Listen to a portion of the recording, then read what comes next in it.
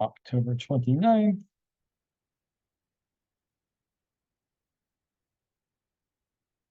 I love that.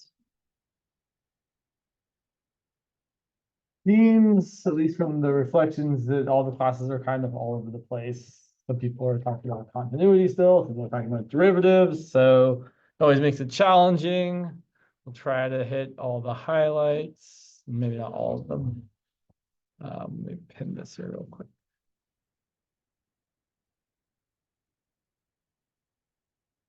So, sorry, 1 second. Let me give you that. There you go. Let's start off with a limit because there was one limit somebody asked about, and I don't remember exactly what it was, but it lives down somewhere. I did actually write that. That's all right. I remember close enough. It was something to the effect of the limit as x approaches 3 pi over 2 of 1 plus secant squared of x over 9 tangent squared of x. I did that with my notes though, because I actually want my notes.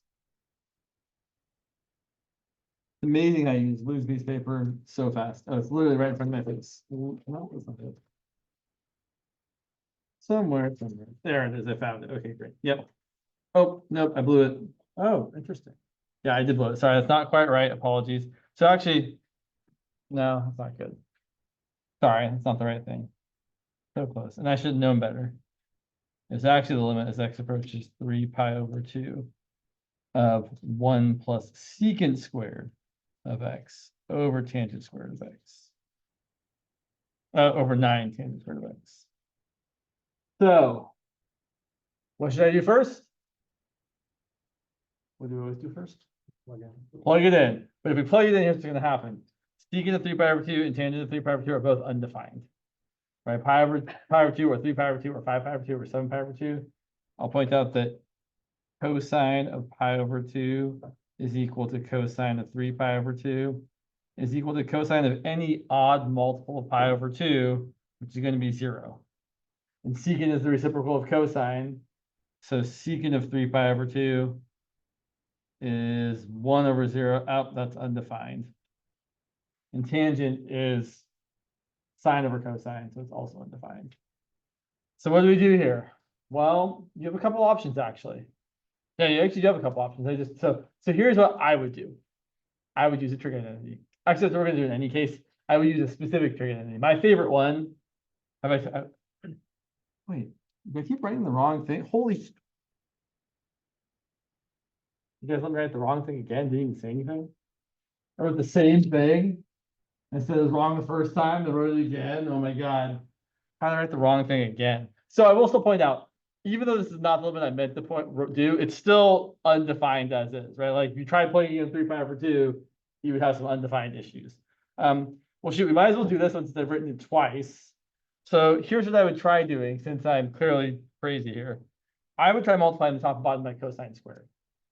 So I would actually rewrite this as the limit as x approaches 3 pi over 2 of 1 plus, I'm going to rewrite this as 1 over cosine squared, all times cosine squared, over 9 times sine squared over cosine squared, all times cosine squared. And let's at least see what that gets me, even though this isn't even the limit I'm meant to be doing. So if we do that, we're going to the limit as x approaches 3 pi over 2. Cosine squared times 1 is cosine squared. Cosine squared times 1 over cosine squared is 1. On the bottom, you have 9 times the cosine squareds cancel. You get sine squared. And then if we plug in 3 pi over 2, I think things will work out. So if I plug in 3 pi over 2, I get cosine squared of 3 pi over 2, which is 0, plus 1 over 9 times sine squared of 3 pi over 2. Down at the bottom of the unit circle where the angle 3 pi over 2 is, down there, the point is 0, -1. So cosine is 0 and sine is -1. So I'm going to get 0 squared plus 1 over 9 times -1 squared, which is looking like 1 over 9. Seems reasonable. Not at all what I wanted to happen, but fine. Sometimes you make mistakes. So the moral of the story here really is try something, right? If you're plugging in and getting some weird undefined kind of thing, try doing some sort of algebra. But here's what the problem was actually supposed to be. Sorry. So the actual problem was supposed to be the limit as x approaches. Let's say this is number 1, this is number 2. 3 pi over 2. Let's see if I can actually write it the right way this time. 1 plus tangent squared of x over 9 times secant squared of x, which is actually what's written on my piece of paper right here. Just couldn't look at it and see it. Okay. So in this case, you could do the same thing. You could try multiplying everything by cosine squared, but you actually don't need to. There's a trig identity here that we all eventually should be aware of. It's actually my favorite one. Because one time a student told me, you might have heard me say this before, I tan and get sexy. Unforgettable.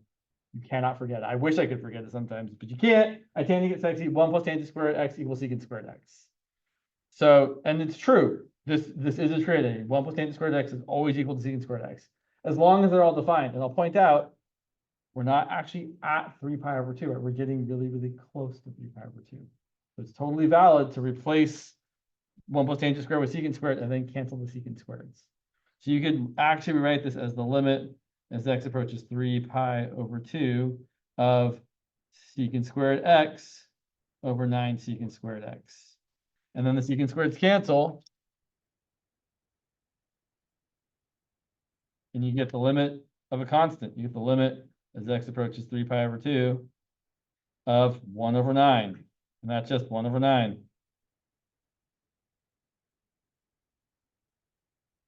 Now, you might not know that trig identity quite as well as a more famous one.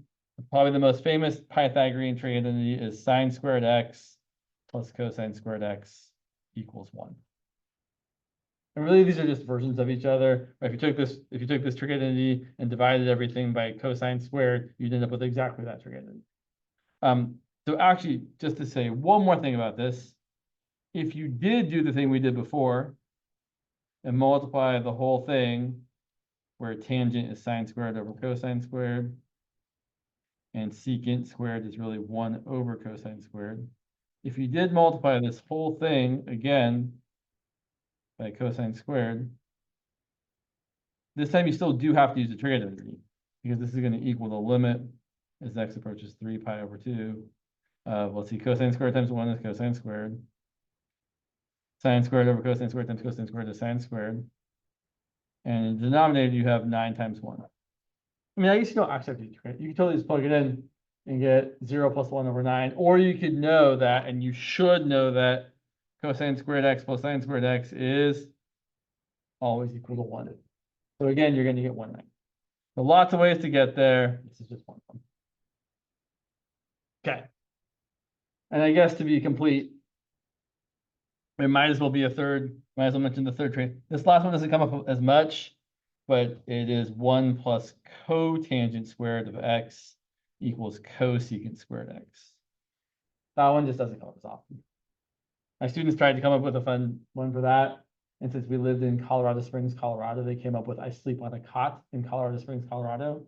Did not flow quite as nicely as the first one, but clearly memorable. I never forgot it.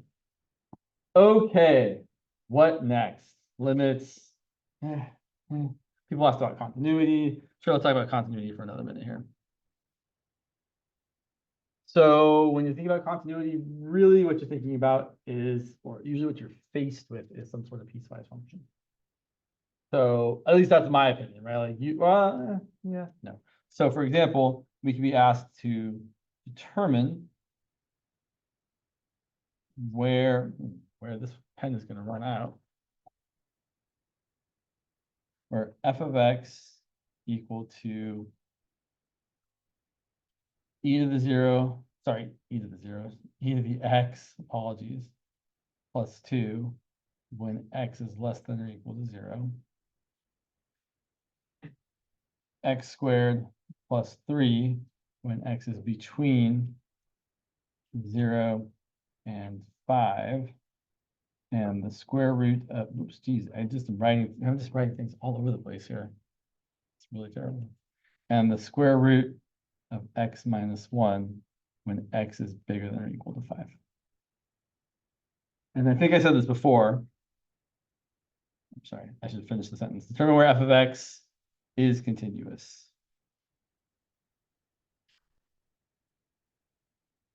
So for a function like this, typically we have to talk about where it might not be continuous. And we look at each piece. The first two pieces are totally safe. E to the x plus 2 is continuous everywhere. X squared plus 3 is continuous everywhere. But the square root of x minus 1 is not continuous everywhere. So just looking at this for a second, we know that for this piece, we need x minus 1 to be bigger than or equal to 0. In other words, we need x to be bigger than or equal to 1. But fortunately, this piece of the function is defined, or the function is defined to be this piece when x is already bigger than or equal to 5. So we're good to go, right? The domain of this function is totally fine. So the only real issue potentially here is changing from one piece to another. And that's pretty typical for piecewise functions when we're asked about continuity, is to ask, okay, what's happening at 0? What's happening at 5? So the question we're going to ask first is this function continuous at x equal to 0? So we're going to do the three usual things. We're going to look and see, is it defined? So what's f of 0? Well, if we plug in 0 to the top piece here, because that's where x equals 0, f of 0 is going to be e to the 0 plus 2, which is 1 plus 2, which is 3. Does the limit exist? Well, we look at the left and the right-hand limit. Limit as x approaches 0 from the left, we're going to use the piece where x is less than 0, which is that same piece, e to the x plus 2. And if we plug in, we get exactly e to the 0 plus 2, which is 1 plus 2, which is 3. And then we have to look at the limit from the other side. As x approaches 0 from the right-hand side. And when we do that, then we're going to use the piece where x is bigger than 0, which is this piece in the middle here, x squared plus 3. We still evaluate the limit the usual way. Like if you can plug it in, you should plug it in. Obviously, that's not always going to work, but it does usually work with these piecewise limit questions. Oh, I might ask one more question after this, actually, about continuity. Good example. So we're going to 0 squared plus 3, which is 3. So since the left and the right hand limit are the same, that means the limit as x approaches 0 of f of x is equal to 3. Finally, are they the same? Well, yeah, they are. That's 3 and that's 3. So we say that f of x is continuous at x equal to 0. Because the limit as x approaches 0 from either side is equal to f of 0. So that's how we should continuous at 0. Plus, usually, not always, but almost always, if I'm asking a question like this, or someone's asking a question like this, it's usually continuous at one of the breakpoints and discontinuous at the other one. Like you can't bet on that. It's not a guarantee. Well, you could bet on it. It's a pretty good bet. It's not a guarantee. So I'm expecting for this function to be not continuous at x equal to 5. Let's take a look and see. I probably don't have enough room there. I shouldn't try to squeeze it in. I've got plenty of paper. I don't have to make it all fit. So what about x equal to 5? Same deal. We look at f of 5, plugging it into the third piece here, because that's where x is equal. Oh, you can't see that, sorry. Plugging it into the third piece here, because that's where x is equal to 5. So it's going to be the square root of 5 minus 1, which is 2. And then the limit. So if you pick the same side that the function was already defined on, it's going to be the same value. So if we do the limit as x approaches 5 from the right, we're going to be using that same piece of the function where x is bigger than or equal to 5. So it's limit as x approaches 5 from the right of the square root of x minus 1, which again is 2.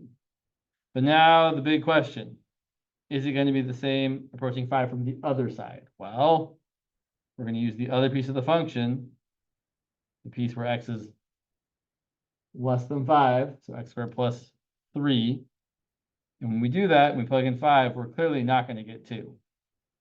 We're going to get 28. A great number. But they're not the same. The limit doesn't exist. the limit as x approaches 5 of f of x does not exist, and that's enough to say that the function is not continuous. So f of x is not continuous at x equal to 5. And then to finally answer the question, since they asked us where the function is continuous, we then have to go back and say the whole interval where it's continuous. So it's continuous everywhere except for at 5. So from negative infinity to 5 with the parentheses, union parentheses 5 to infinity. That's the domain of continuity, or the interval of continuity. I would also point out, because I know I've said this a lot, this is an example of a function that is not continuous on its domain. Right? Its domain is everything. This function that we started with is definitely defined for every value of x. But it's not continuous at every value of x, so it's not continuous on its domain.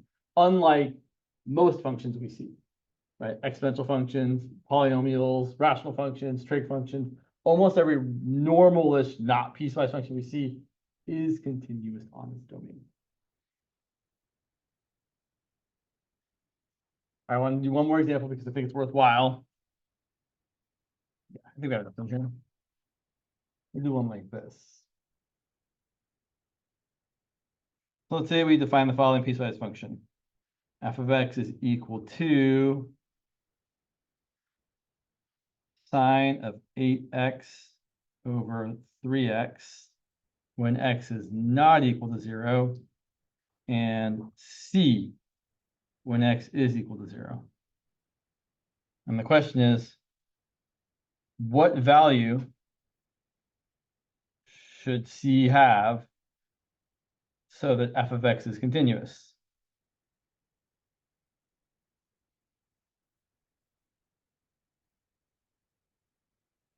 I kind of like this style of question because it's a real roundabout way of asking you to both find a limit and also know what the definition of continuity is. So we have to know, first of all, that the function value has to equal the limit value. I suppose I should back up. We really have to know, first of all, that this function is continuous at everywhere other than 0. Right? Everything other than 0 is totally fine.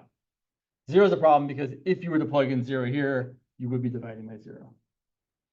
So let's take a look. What's f of 0? That's kind of a silly question.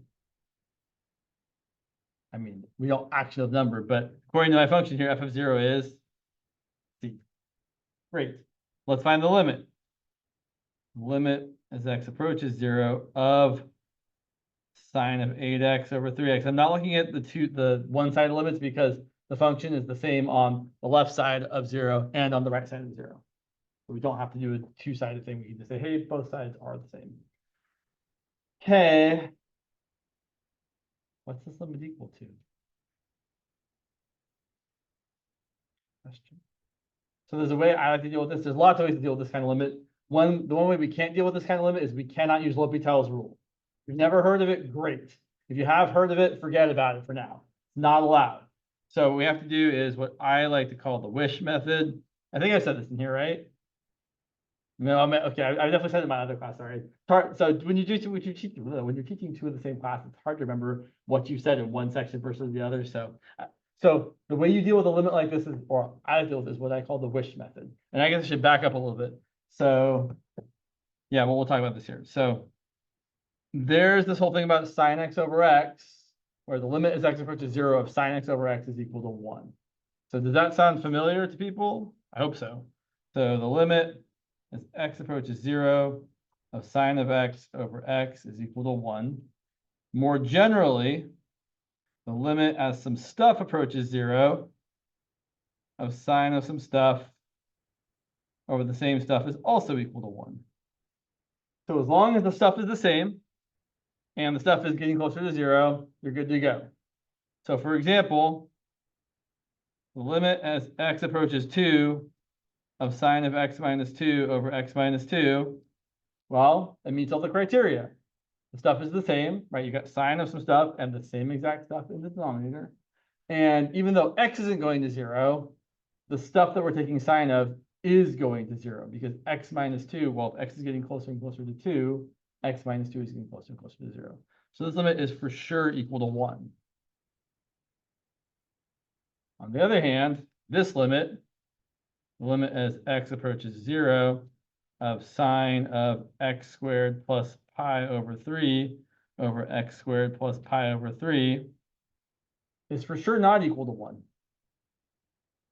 Because while I have sine of some stuff over the same stuff, is the actual stuff getting closer and closer to 0? Definitely not. In fact, I should have said in the previous one, if you plug in 2, you get sine of 0 over 0 here, which is indeterminate. If you plug in 0 here, you can actually evaluate this. This is equal to sine of 0 plus pi over 3 over 0 plus pi over 3. And sine of pi over 3 is something. Sine of pi over 3 is the square root of 3 over 2 divided by pi over 3. That's equal to, sorry, you might want to see that. Square root of 3 over 2 times 3 over pi. So 3 root 3 over 2 pi. And while it's not a pretty number, it is a real number. So if you can plug it in, you get a real number, you should do that. If you plug it in, you get 0 over 0, that's when you have issues.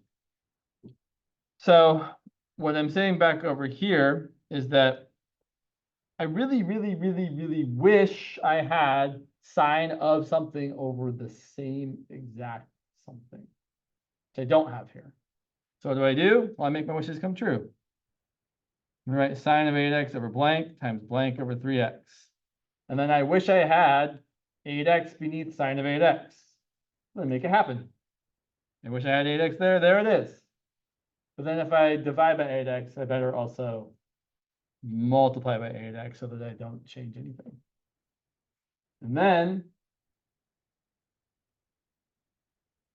the limit of this part is 1. And 8x divided by 3x, the x's divide to 1, and you're just left with 8/3. So our limit ends up equaling 1 times 8/3, which is just 8/3. So great, the function exists, it's equal to c. The limit exists, it's equal to 8/3. And for the function to be continuous, we need those two things to equal each other.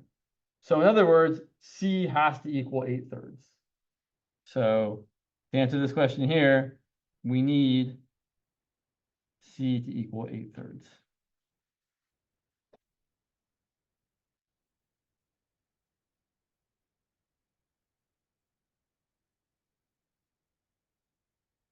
All right. Questions about that? Should we talk more about these sine things for a second? Like, yeah, maybe. Yeah. Should we move on? I'll do one more. So if I wanted to find the limit as x approaches 0 of sine of 9x divided by 4x, I want you all to write down the next step. You're going to write sine of 9x over blank times blank over 4x, and then fill in the blanks with what you think, with what you wish you had beneath sine of 9x.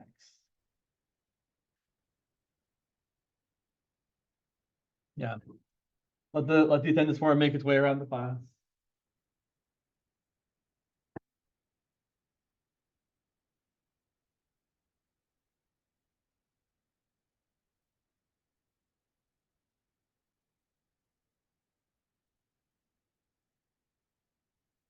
All right. I wish there was a 9x right there. I'm going to put a 9x up there as well. To show a little bit more work, I could rewrite this as the limit as x approaches 0 of sine of 9x over 9x times 9/4. And then if you have a limit of something times a constant, you are allowed to bring that constant out in front of the limit and write it as 9/4 times the limit as x approaches 0 of sine of 9x over 9x. And then this part is equal to 1. So it's 9/4 times 1, which is 9/4. To show a little more work.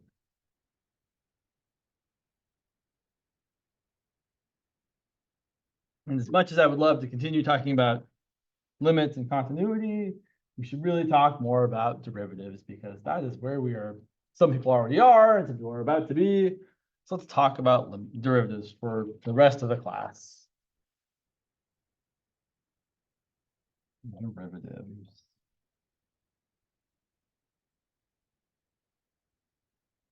Let me ask you all, let me take a poll real quick. So whose class, raise your hand, please. Whose class has talked about, let's see, do I want to go backwards or forwards? Let's go forwards. Whose class has talked about the limit definition of the derivative? Okay, so not everyone's class, but many people.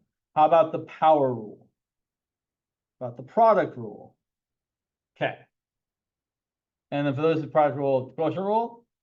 All right, cool. See where we're at. Okay. So yes. All right. So let's talk about the limit definition for a bit here and some tangent line stuff. So I think we talked about this before, but I'm going to say it again. The derivative is a rate of change. You're really just asking the question when asked for the derivative of a function is, how is this function changing? Meaning, how are the y values changing as the x values are increasing?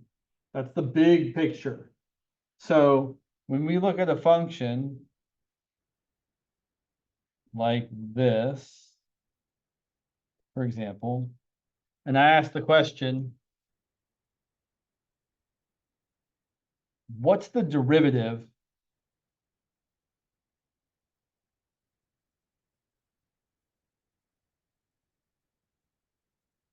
of this function, which I'm going to call f of x,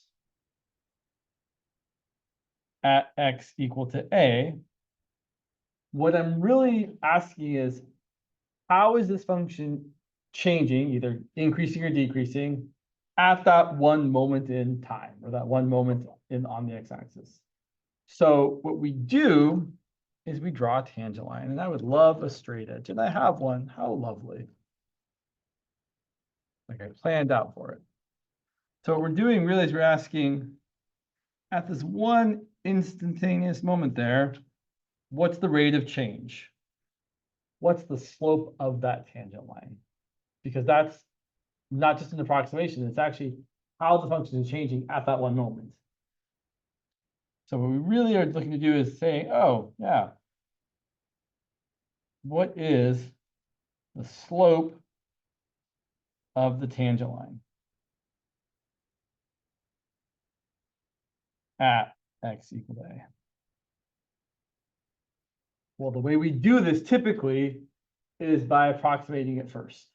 So what we do is say, well, I only have one point. It's a comma f of a. And at least up until now, we really need 2 points to find the slope of a line. So we can use like the slope equation. So I'm going to take another point over here. I'm going to say that this is a plus h. We have this difference here, h. And we're going to find the slope of the line between these 2 points. So again, I'm going to try and draw not terribly, which is always a challenge.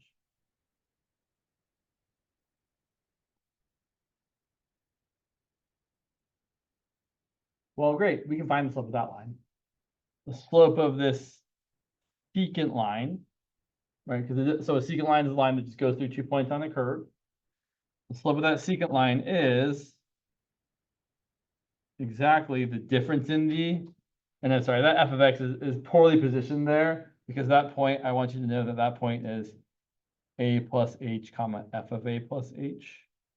So the slope of my secant line here is the difference in the y's, f of a plus h minus f of a, over the difference in the x's, a plus h minus a. Which you can simplify the bottom, right? You might as well simplify the bottom, which is just h. And here's the whole idea. To find the actual slope of that tangent line, which is just another way of saying to find the derivative of the function at a, we're going to let this point creep closer to that point over there, so that your secant lines have slopes that are closer and closer to the actual slope of the tangent line. This is where the picture starts to become real trashy. I don't want to really draw anymore, but you can kind of see that, oh yeah, if I let this point get closer, the slope of the secant line is going to be closer and closer to the actual slope of the tangent line I drew first. And so what we're going to do is to find the slope of the tangent line. So I'm going to write as M tangent. It's going to be the limit as this point moves towards that point. Or in other words, as this distance gets smaller and smaller and smaller. It's the limit as h goes to 0 of f of a plus h minus f of a all over h. And that's how we're going to define the derivative of the function at a.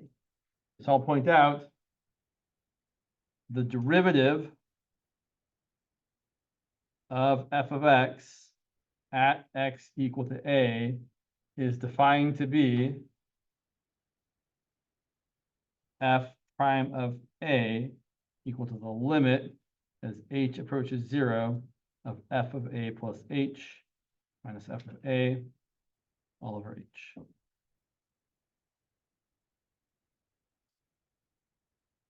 Questions so far? Definitely want to memorize this definition or the, so I'll point out, we also just use x instead of a sometimes. So you might just write, you might as well just write, you could say f prime of x is equal to the limit as h approaches 0 of f of x plus h minus f of x all over h. These definitions are essentially the same. The only difference really is that in this first definition, you're imagining a as like one value, like a could be 5 or 7 or 22.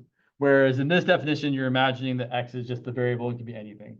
But a is also kind of doing that already. So they're really the same definition. So what can we do with this? Well, lots of things. We can find lots of derivatives. We can find lots of slopes of tangent lines. And that's kind of how we often start off, is by using this. And sorry, I keep looking for a better pen here because all my pens seem to be dying. Sorry. None of you are what I want. There we go. That's the one. All right. So I need to get in the habit of throwing away pens that are almost out of ink. It's just hard to, like, there's still more ink and I could totally use this still. Bad habit. So we could say we want to find the equation of the line tangent to f of x equals to x squared plus 2x at a equal to 3. Oops, sorry, I can't quite see that. And so this is where we start getting into, are we supposed to be doing this kind of the long way or the short way? Because we've got this limit definition, but many of you have already kind of moved past it to the power rule. I'm still going to do this one the long way. I'm going to do one more the long way, just kind of make sure we're all there a bit, but then we are going to move on to talking about like the rules. So doing this the long way, using the limit definition, we're going to say that, well, again, there's two ways to do this.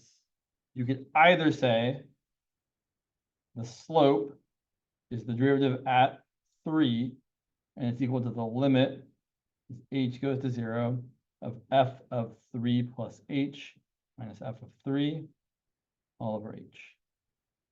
Or, we're going to do both of them. You can just find the derivative in general using the limit as h goes to 0 of f of x plus h minus f of x all over h. And then at the end of the process, then plug in 3. Both ways are totally good. This second way is better because the second way is more applicable to other problems. If I do this first way, look what happens. I get the limit as h goes to 0.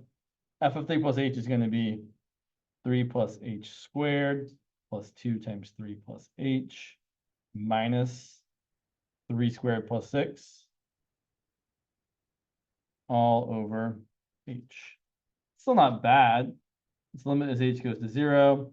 Multiplying off the top, we get 9 plus 6h plus h squared plus 6 plus 2h minus, let's just say minus 9 minus 6. I don't need to add that together to get 15.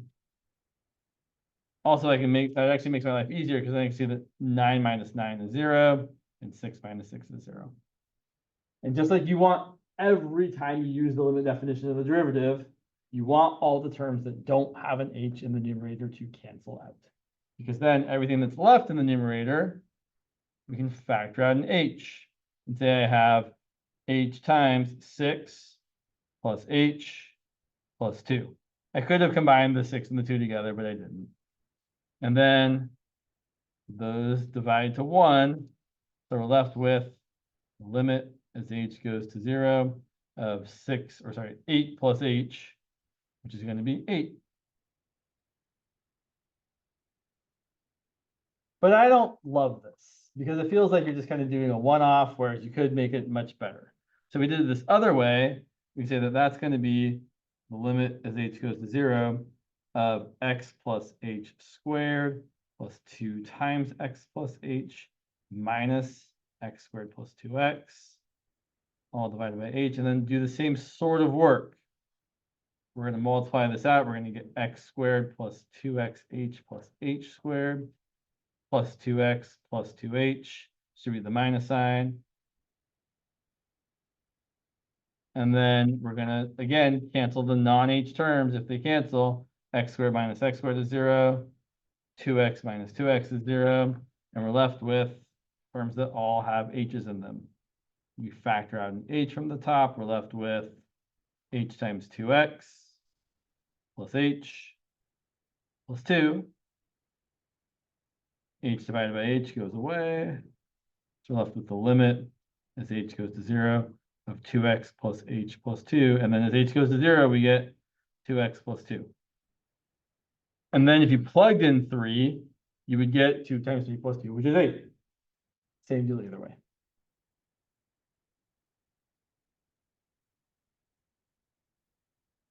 So I would encourage you all to think about this definition of the derivative because it's the more generally applicable one. And we also point out that we're still not done because the question said to find the equation of the tangent line. So after we found the slope of the tangent line, now we then need to find the equation by using either, I prefer the point slope form, but you might prefer the slope intercept form. So you can either do this by saying, great, my slope is 3. My point is, well, x was 3, and y would be f of 3, which is 3 squared plus 2 times 3, which is 15.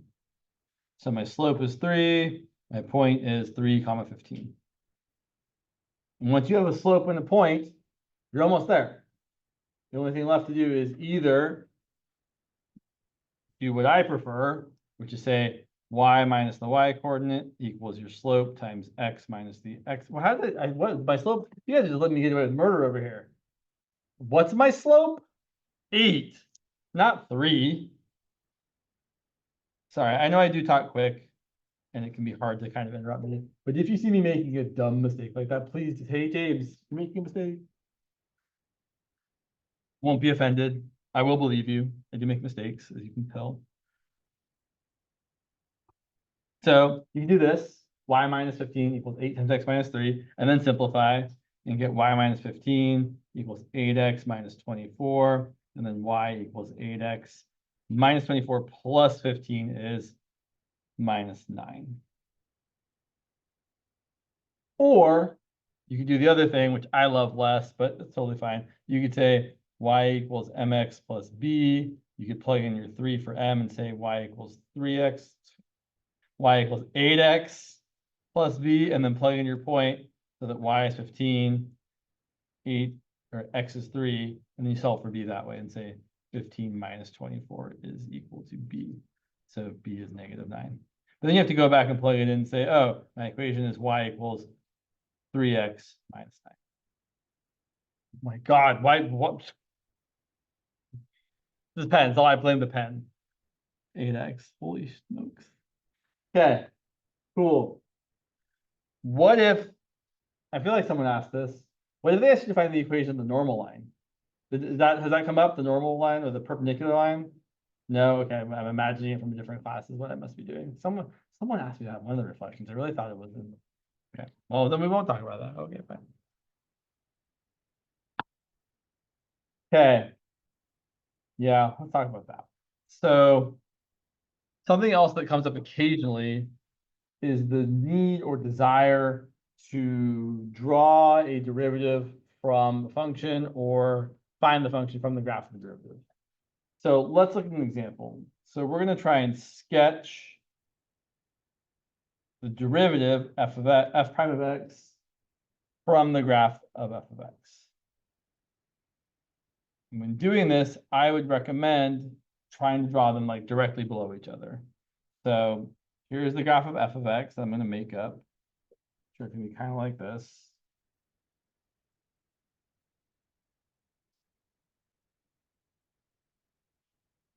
So there's my graph of f of x. I'm going to try and draw the derivative below it. And there's a few things to kind of zero in on. Pun intended. Although you might not know what the pun is yet. But I'm focusing in on things that are zero. Meaning I want to focus in on this point, and about that point where the slope of the tangent line is zero, or where the tangent line is horizontal. So those 3 points right there, the slope is zero, which means the derivative should equal zero. So I'm trying to graph the derivative down here. I know that at those points right there, this is why I like to draw it directly below, the derivative should exactly equal zero. I start drawing this thing, I'm going to have those points there. Cool. The other thing to notice is that from the left of this first minimum, relative maximum, it's a minimum. From the left of this first valley here, the function is definitely getting smaller and smaller and smaller. Right? It's decreasing. And if you were to draw a tangent line, would that tangent line have a positive slope or a negative slope? Definitely negative, right? It's going down from left to right. And it is true that, and we'll see later on when we start about graphing things for real, when a function is decreasing, its derivative is negative. And when a function is increasing, like over here, its derivative is positive, or its slope of its tangent line is positive. So that means down here, to the left of this point, the derivative should have negative values.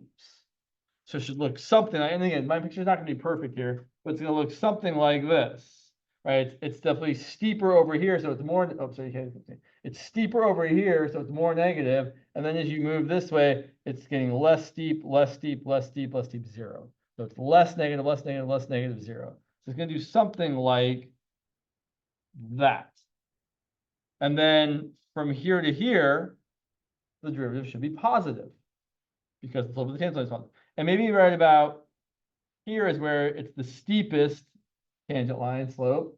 So about right there is where it's going to kind of max out. So we're going to top out there, and then we're going to turn around and come back to that value there. And then from here to there, my slope of my tangent line is negative. So my derivative is going to have to be below the x-axis and be negative. And then positive forever and ever and ever. So that's how I approach drawing a derivative given a graph. You look for the zeros first, or you look for where you have the horizontal tangents. That corresponds to the derivative equaling zero. And then you look for where the graph is decreasing, your derivative is going to be below the x-axis. And where the graph is increasing, the derivative is going to be above the x-axis. And that's kind of most of it, to be perfectly honest. We can do one, yeah, let's do one more that's kind of terrible in a different way. So let's look at this next one, and then we'll talk about some derivatives. Let's say someone gave us this ugly looking graph here. Sure.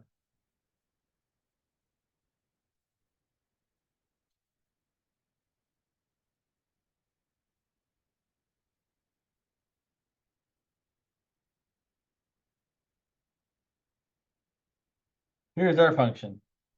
Awful. Why do I think it's awful? Well, because it is not differential everywhere, right? You've got some hard corners some sharp edges, some pointy points, I like to call them. When you have pointy points, the derivative doesn't exist there. Because the slope of the tangent line, like I can't really draw a tangent line right there. Or maybe I could, but I can draw too many of them. Like I could draw one that looked like that, like that, like that, right? I can kind of draw almost any direction I want it to be. So there isn't really a well-defined tangent line there. It's okay. So here's what I can see. For this line here, not only is the derivative negative, it's constant. Right? No matter what I look at, no matter what point I look at, the slope of this line is just some negative value. Maybe it's -2. So I know that up to that point right there, the slope is I'm just going to go with -2. It feels like a winner. The slope is always -2. Another way of saying this is straight lines have constant derivatives because they have constant slopes. That's kind of what makes a line, is the slope is always whatever the value is. Now you might say I've left this point open here because the function doesn't have a derivative at whatever this point is here. But then right after it, it looks like the derivative is now like +2. We're going to jump up to +2 and say from here to there, it's +2.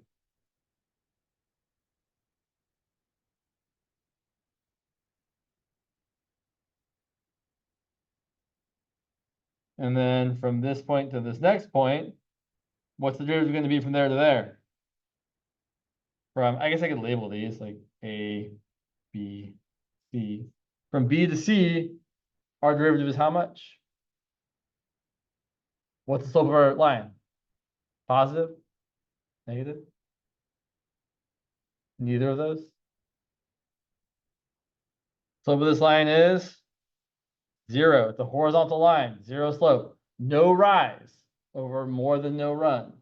So from B to C, our derivative is going to equal 0. Which is hard to graph because, there's the x-axis in the way there. And finally, after C, our derivative again becomes some negative value. It looks like it's probably about the same slope as that. So I'm going to draw it again as -2. There's my really not nice looking derivative.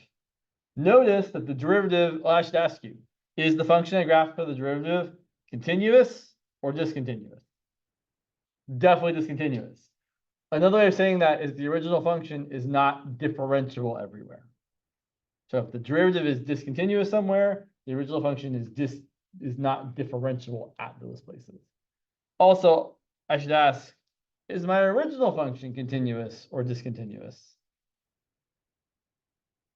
I only heard the end part, so I'm going to assume you said continuous because it is. This function is continuous everywhere. I could totally draw it without lifting my pencil off the paper. So it's important to know that a function can be continuous without being differentiable. Probably the most famous example is the absolute value function. That function is continuous everywhere, not differentiable everywhere. Another really good example of a function that isn't differential everywhere is what I like to call the bird function, because it looks like a bird an adult who couldn't draw well or a child might draw like that. It looks like in case you didn't know, my drawing skills are not excellent, but it looks like this. And wow, except it's more symmetrical than I've drawn it.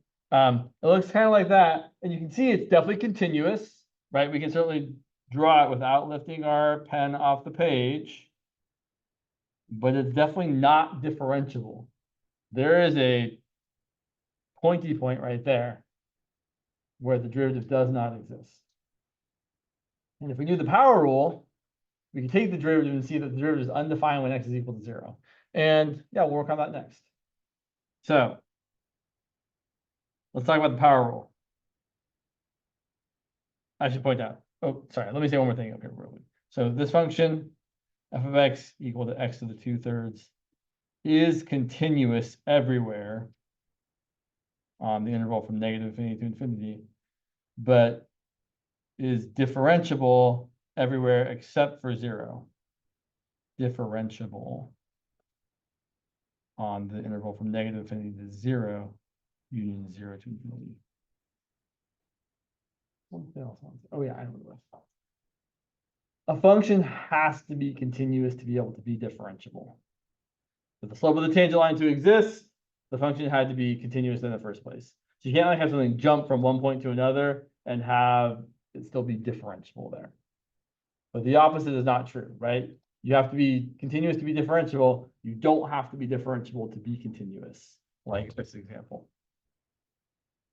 Okay, let's get into some rules here. So the power rule. So what if I wanted to take the derivative? Oh yeah, we should do that. If my function was, say, x to the third, how would I find the derivative? Well, if we don't know how to find the derivative, we go back to just using the limit definition. So I'm gonna say, okay, well, I'm gonna take the limit as h goes to 0 of x plus h cubed minus x cubed all over h. Sometimes people want you to do this the long way, and so I'm going to show you the long way, and I'm actually going to show you a little trick, which you may have seen already, but I think it's worthwhile. So there's a thing called Pascal's triangle. Has anyone heard of that? It's okay if you haven't. I'm just curious if anyone has. Pascal's triangle is really great. I had actually, my mom bought me a poster of it when I was like in high school. Like I had a poster of Pascal. It was. I loved math, in case you didn't know, but it was really cool. Like it had all these patterns. It's great. So here is some of the basics of it. Start with some ones, and then in the middle of it, you add the numbers above it together to get 1 plus 1 is 2, and so on. 1 plus 2 is 3, 2 plus 1 is 3, and so on. 1, 4, 6, 4, 1, and it goes on and on and on forever and ever and ever. And there's lots of really great numbers in there that have lots of really cool patterns. One of the cool patterns is that these numbers are the coefficients of the binomial expansion. What that means for us is that if you look at this, I like to call this top row the 0th row. If you look at, say, x plus h to the 0th power, what's anything to the 0th power? 1. So it's just 1. Okay, I'm just doing that to establish the pattern, really. If we look at this first row here, if you look at x plus h to the first, it's just 1 times x plus 1 times h. 1, 1, 1, 1, 1, 1. Okay, let's look at the second row. X plus h squared, you might already know, is 1 times x squared plus 2 times x times h plus 1 times x squared. Oh, look. 1, 2, 1, 1, 2, 1. It's not a coincidence. It is fully that because it's supposed to be that. So we can then determine, without actually having to multiply out x plus h times x plus h times x plus h, that x plus h cubed is in fact, so here's how it works. Those are the coefficients. I'm going to get 1, 3, 3, 1. Here's how the powers work. Whichever row you're in this case, we're in the third row, I'm going to start off with x to that power. So I'm going to have 1 times x to the third. You don't need to write the 1. I'm just writing the 1 to really emphasize the fact that we're getting these coefficients. And then I'm going to get 3, and then the power of x is going to decrease by 1. I'm going to get x squared. Power of h is going to increase by 1, h to the first. And we just keep doing that the whole time. So the next one's going to be 3 times x to the first times h squared, and the last one's going to be 1 times h to the third. And if we wanted to, we could use this fourth row to write out x plus h to the fourth as 1 times x to the fourth plus 4 times x to the third times h to the first plus 6 times x squared times h squared plus 4 times x to the first times h cubed plus 1 times h to the fourth. It's kind of great.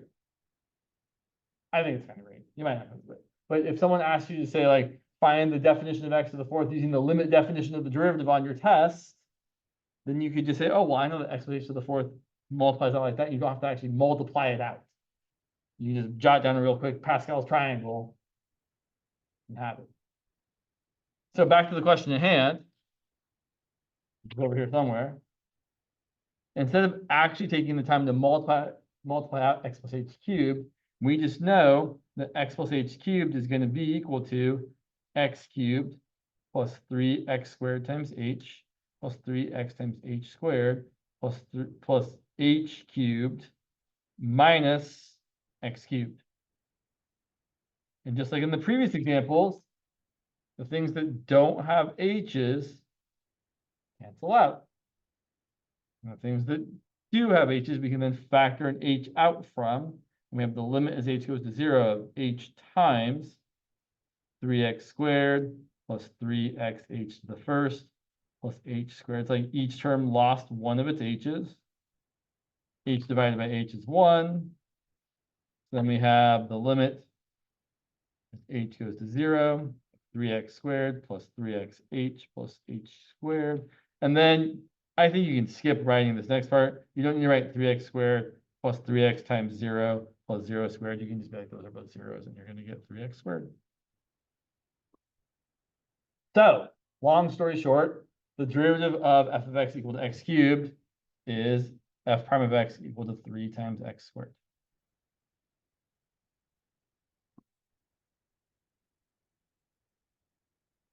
Okay. So what can we do with that? Well, let's do one more real quick. Maybe if I can move the papers around. What if we wanted to look at x to the fourth? First of all, what do we think or know the derivative is going to be? Do we have a guess? Yeah, there's definitely a pattern. Let's take a look. So if we use the limit definition, it's the limit as h goes to 0 of f of x plus h minus f of x all over h, which is the limit as h goes to 0. So again, f of x plus h, we're just replacing the x with x plus h and getting x plus h to the fourth minus x to the fourth over h. And now we're again going to appeal to the Pascal's triangle and say, oh yeah, we know that x plus h to the fourth is going to be x to the fourth plus 4x cubed h plus 6x squared h squared plus 4xh cubed plus h, to the fourth minus x to the fourth all over h. And once again, x to the fourth minus x to the fourth is 0. Everything left has an h in it. We factor out an h from everything left. And what's going to happen before we do that, look what's going to happen. We're going to factor out an h from all these terms. And the first term is the only one left that's not going to have any h's in it, right? You have a 4x cubed times h to the first. Everything else has a higher power of h, so that when you pull out one h from it, you're still left with an h there. Meaning that when we let h go to 0, all those remaining terms are going to go away.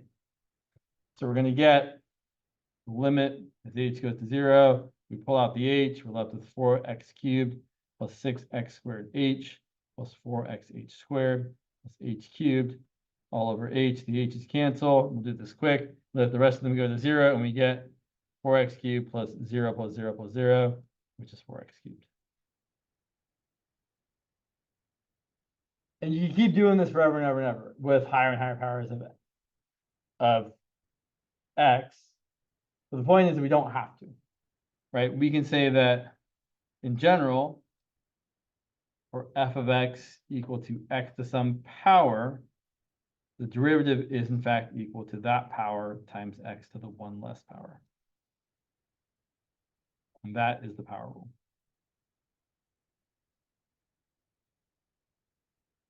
And it works for any power. So even though what we've been doing here is kind of only really true for nice positive integer powers, but you can't expand this out in this way if you have like x to the 1/2 or something like that. The rule still applies.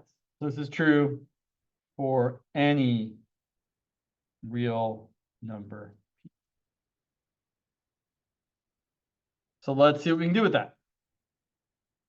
For example, what if I wanted to take the derivative of f of x equal to x to the 7th plus 1 over x squared plus the square root of x minus x to the 4th? Well, before I start taking the derivative, I really should take the time to rewrite it. In fact, I'm going to say that's a blanket statement that is almost always true. If you're ever going to try to take a derivative of something, it is almost always in your interest to simplify it first. And what I mean here is that we should rewrite it as f of x equal to x to the 7th plus x to the negative 2nd plus x to the 1/2 minus x to the 4th. So that now we can just use the power rule on all of these. Our derivative f prime of x, which I will point out, I didn't write when I was simplifying it, right? If you're just simplifying, you should still write f of x, not f prime of x. But now that we're going to take the derivative, we're going to get 7x to the 6th minus 2 times x to the minus 2 minus 1 is minus 3 plus 1/2 times x to the 1/2 minus 1 is negative 1/2 minus 4x to the 3rd.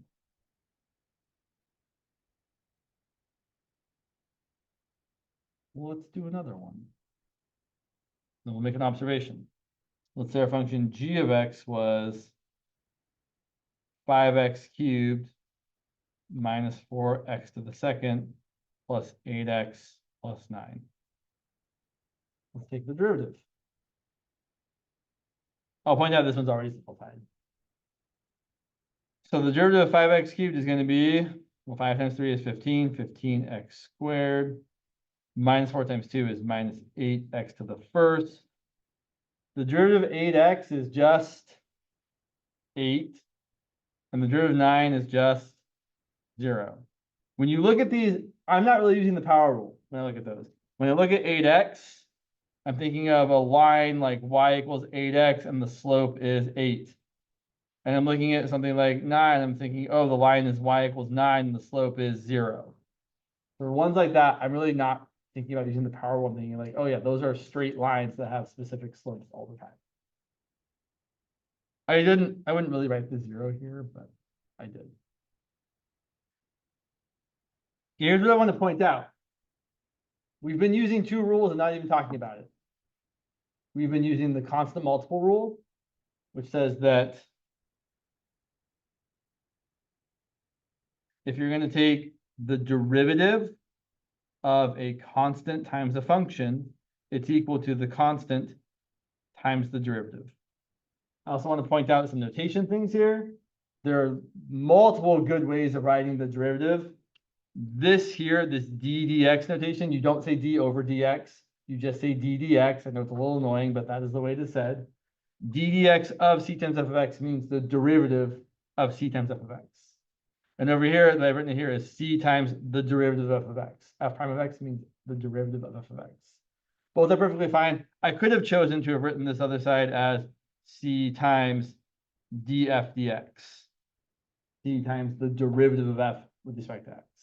Both are valid, both get used. So get comfortable seeing both of them because you're going to see both of them. So that's one rule, which we used in this one here, right? When we took the derivative of 5x cubed, what we really did without saying it was said, oh, the derivative of 5x cubed is really 5 times the derivative of x cubed, which is equal to 5 times 3x squared, which is 15x squared. And you should never show this work. You should just do it. You'd be like, oh yeah, the 3 comes down, 3 times 5 is 15, and great, it's 15x squared. So we use this rule a lot without ever explicitly saying we are using that rule. And it's totally fine. It's what everyone expects. The other rule that we just used quite a bit that we didn't kind of mention was the sum and difference rule for derivatives, which is that if you take the derivative of a sum, it's the sum of the derivatives. Meaning, if I take the derivative of f of x plus g of x, it's equal to the derivative of f of x plus the derivative of g of x. And it actually doesn't matter if it's a sum or a difference. The derivative of f of x minus g of x is f prime of x minus g prime of x. And we use that here, right? We took the derivative of each of these things that were added or subtracted together and then added or subtracted the results together. So we said, right, the derivative of 5x cubed minus 4x squared plus 8x plus 9 is the derivative of 5x cubed minus the derivative of 4x squared plus the derivative of 8x plus the derivative of 9. We just didn't say all that, but we're saying it with what we've written. So these are rules that we use all the time without ever really saying it or really without ever really thinking about it. It's kind of like, oh yeah, if you're taking the derivative of a bunch of things added together, you take the derivative of each part and add the results together. So you should never, unless explicitly asked to, think about using the sum or difference rule. Occasionally, the constant multiple rule does require us to think about some things sometimes, but most of the time, it's kind of, no, you just use it. Okay, let's see. Power rule. Where to next? Oh my gosh, I always forget that this section has like a million things in it. Okay, there's like 3 other functions in, well, this is like section 3.3, I think. There's like 3 other functions in section 3.3 besides the power rule functions that we should talk about taking the derivative of. Yeah, we should. Okay, so here's 2 of them. F of x equal to sine of x, and we'll do cosine of x. Oops, you can't see that. While you could use the limit definition of the derivative to take the derivative of sine of x, it's not all that great. It requires some weird, like, well, not weird, but it requires a trig identity that's kind of funky, and it's just kind of like, eh. There's a much nicer way of seeing the derivative of sine of x. Let's graph it. I'm going to graph one period of it, which goes from 0 to 2 pi. And I'm going to cut that into 4 equal quadrants. So from 0 to pi, and then pi over 2, 3 pi over 2.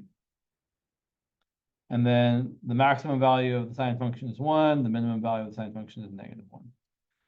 And sine starts in the middle at sine of 0 equaling 0. Sine of pi over 2 is 1. Sine of pi is 0. Sine of 3 pi over 2 is -1. And sine of 2 pi is 0. This function looks like this.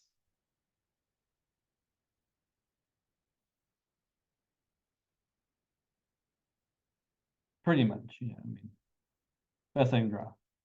Okay. And now what we're going to do to find the derivative is we're going to look at the slopes of the tangent lines, just like we did in that example a little while ago. We said, oh, how do we draw the derivative? We just see what the function looks like. So now we're going to try to find the derivative in the same sort of way. Let's get these points here.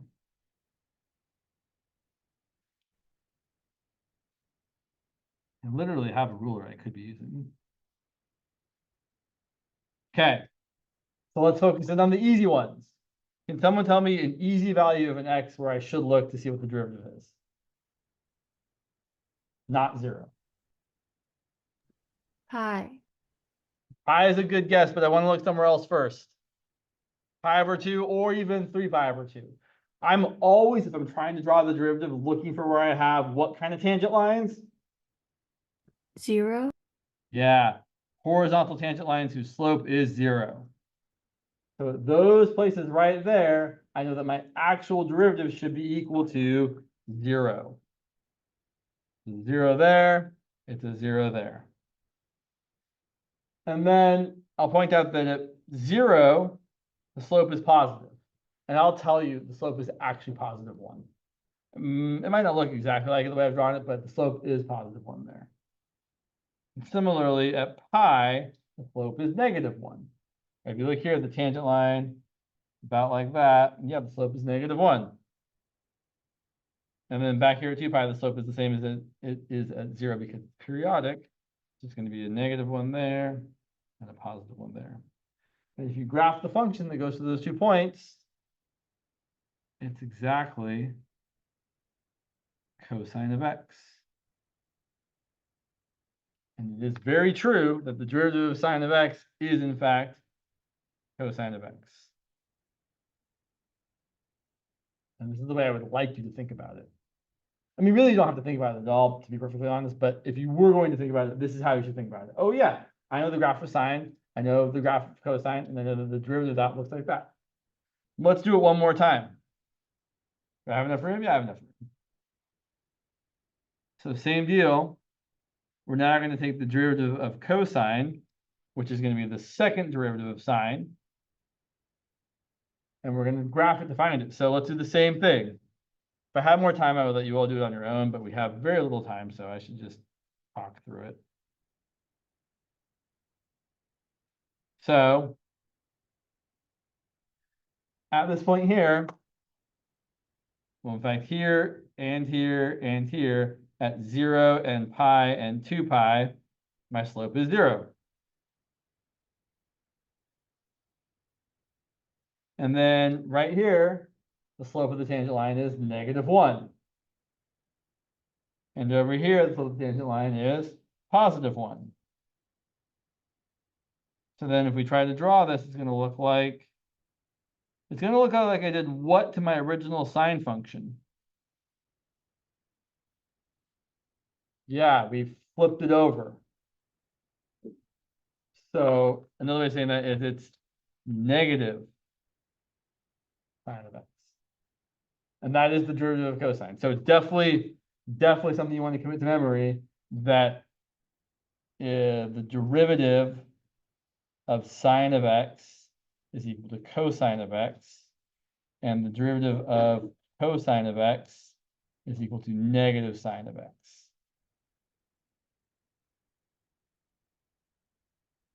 And we'll talk about the other trig functions next time. And then there's also another one, which is kind of a pain,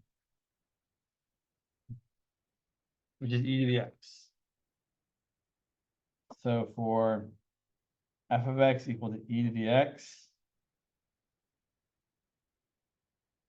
and the derivative is also e to the x.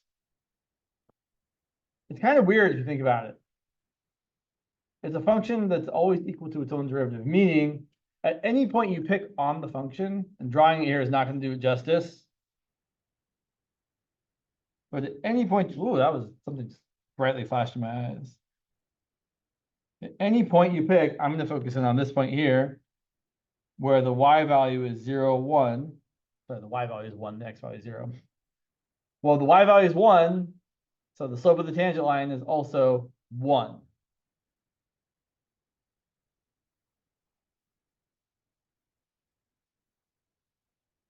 And that's kind of what makes e to the x special, I mean, among other things, is that its y value is always equal to the slope of the tangent line. So if you had some crazy y value over here, like if this was the point 2 comma e squared, and e squared is about equal to 8, not quite, but not but close.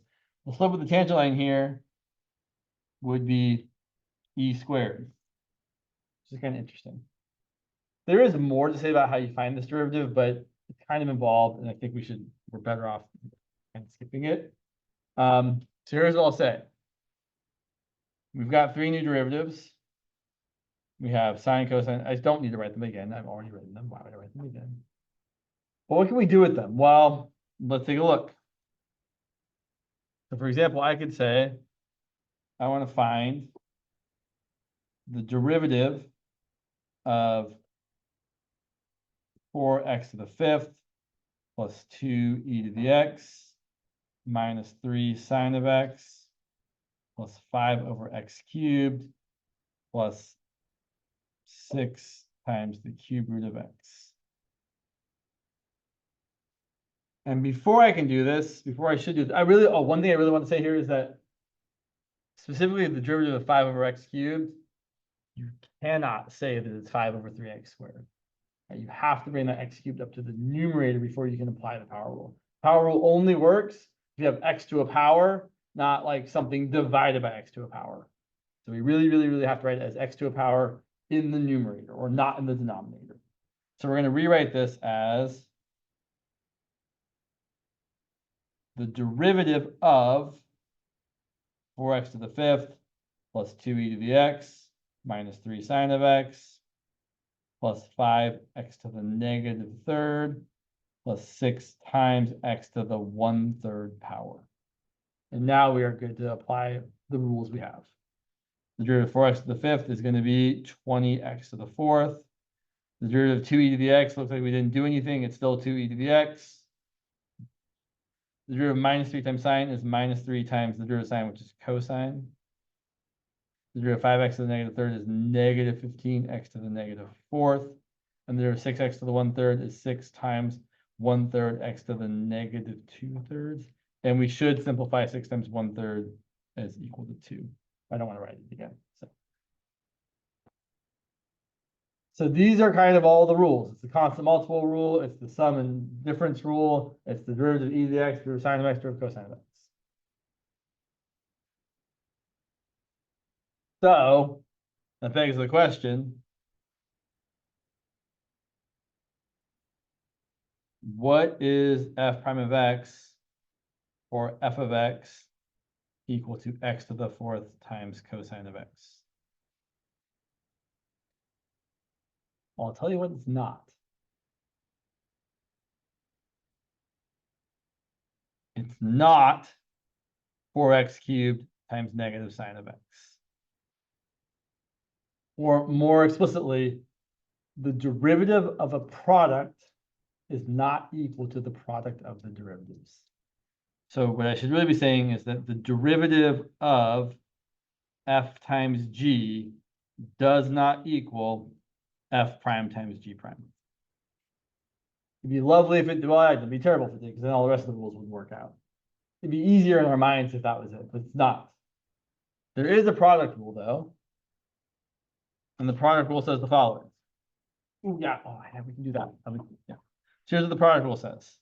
If you want to take the derivative of the product of two functions, f and g, or if you want, you can write it as f times g prime. Either way, those notations mean the same thing. It's going to be f prime of x times g of x plus f of x times g prime of x. Whereas I always like to say the derivative of one piece times the not derivative of the other piece plus, and then you switch it up. You do the not derivative of the first piece times the derivative of the second piece. Let's look at an example that we know is true. Here's what I mean. What's the derivative of x to the seventh power? Everybody. Yeah. Okay. I'm going to rewrite it in a way that makes it less good, but actually it's going to be great. So that means the derivative of x cubed times x to the fourth should be the same, right? X cubed times x to the fourth is just x to the seventh. So if we take the derivative, we should get 7x to the sixth. I want to point out that if we did this doing the wrong thing, it would not work. If we tried to say it was 3x squared times 4x cubed, 3 times 4 is 12, and x squared times x cubed is x to the fifth, which is definitely not 7x to the sixth. So these are not the derivatives. So I really, really, really want to make it clear, right? We can't take the derivative of the product by doing the product of the derivatives. We have to use the product rule. So let's do it the right way.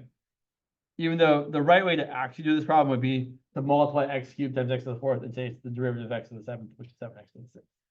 But we use the product rule. Check it out.